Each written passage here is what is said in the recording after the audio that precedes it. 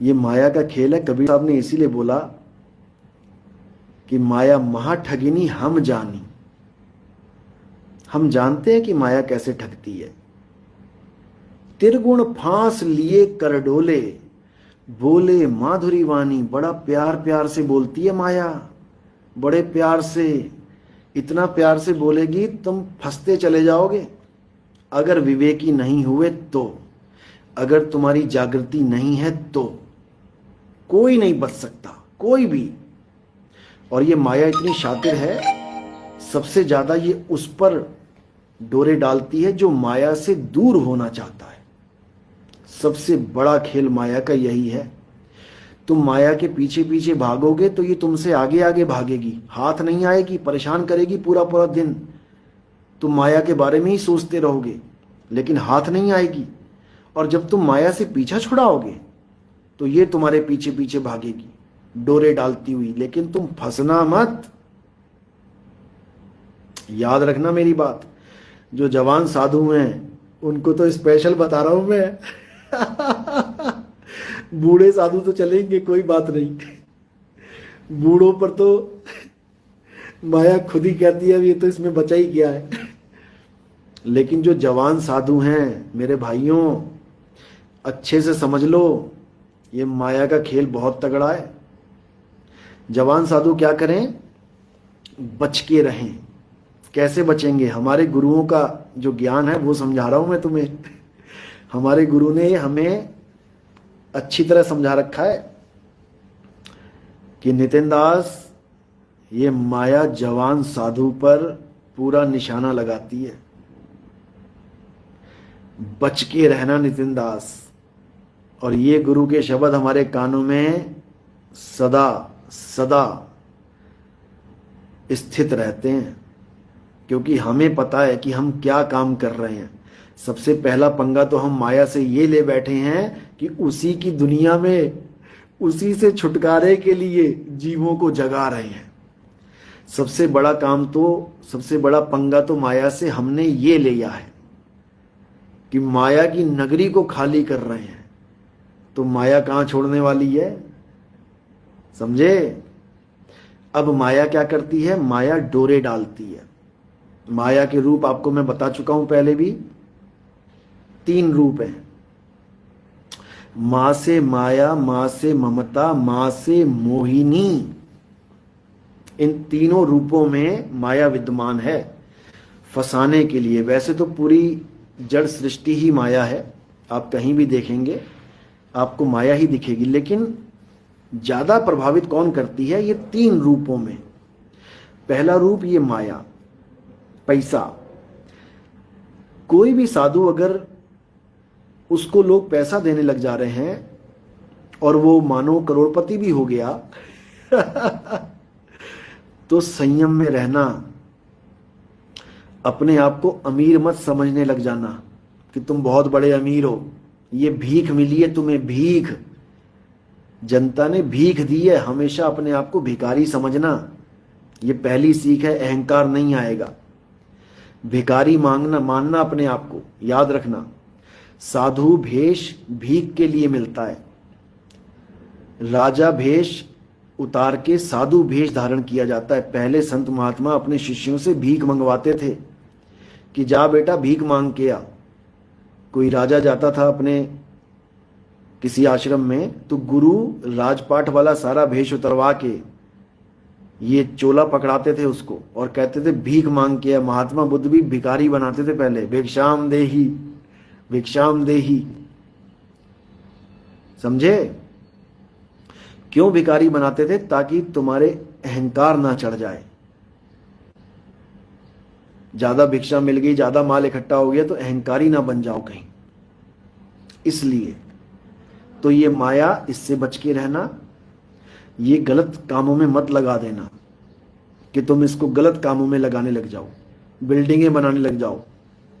अगर बिल्डिंगें बनाने लग जाओगे तो दिक्कत हो जाएगी, इसी में उलझ जाओगे, इसी में मारे जाओगे।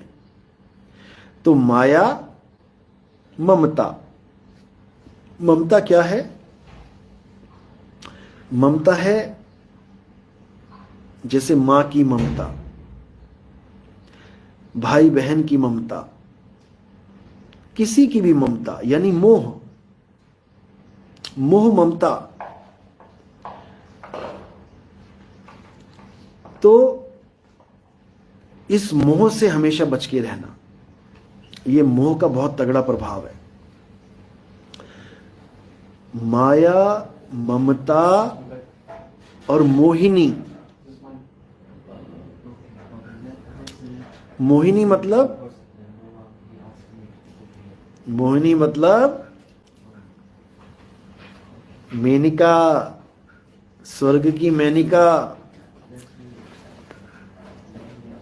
यानी स्त्री। अब वो कोई भी हो सकती है, तुम्हारी घरवाली भी हो सकती है, वो बाहर वाली भी हो सकती है, वो तुम्हारी शिष्या भी हो सकती है, वो तुम्हारी गुरु बहन भी हो सकती है, वो कोई भी हो सकती है। माया ममता मोहिनी, जिन बिन दंता जग खाया। याद रखना, बिना दांतों के खाएगी। बिना दांतों के क्यों खाती है ये? क्योंकि इसका खाया दर्द नहीं होता। ज्यादा पैसा आ गया तो दर्द नहीं होगा, खुशियां मिलेंगी। ज्यादा मोह में पड़ गए, ज्यादा लोग प्यार करने लग गए तो खुशियां मिलेंगी।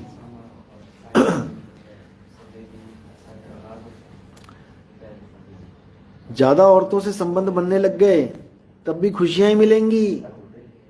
यही माया की नकली खुशी है, ये तुम्हें खा रही है और तुम सोच रहे हो कि मैं तो बहुत बढ़िया जीवन जी रहा हूं।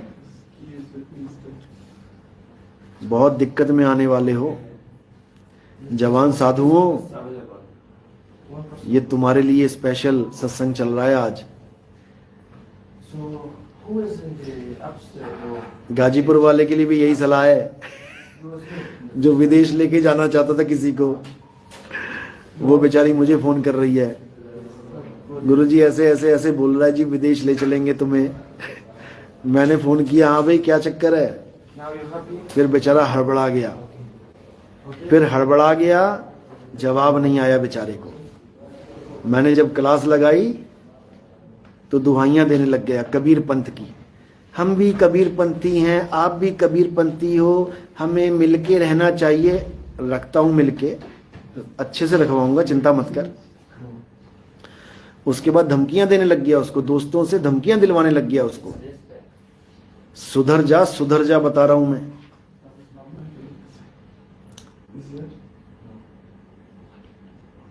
कोई बात नहीं, चलो अब इसकी बात आई गई है तो अभी कल परसों 3 दिन पहले इसने एक सत्संग निकाला जिसमें ये कबीर साहब को प्राप्त करने के लिए, क्योंकि शब्द तो इसके पास है नहीं, शब्द का भेद तो है नहीं, तो ये कबीर साहब को ही प्राप्त करवा पाएगा ये, यानी कबीर साहब की देह को ही प्राप्त करवा पाएगा। कैसे प्राप्त करेंगे कबीर साहब की देह को, जो सतलोक में सतपुरुष बैठा है इसका? इसने क्या सत्संग किया कि 3 प्रकार के ध्यान बताए इसने, कि तीनों प्रकार के ध्यान आप करोगे तब आपको परमात्मा मिल जाएगा। कौन कौन से? नंबर 1 पे धारणा, नंबर 2 पे ध्यान, नंबर 3 पे समाधि।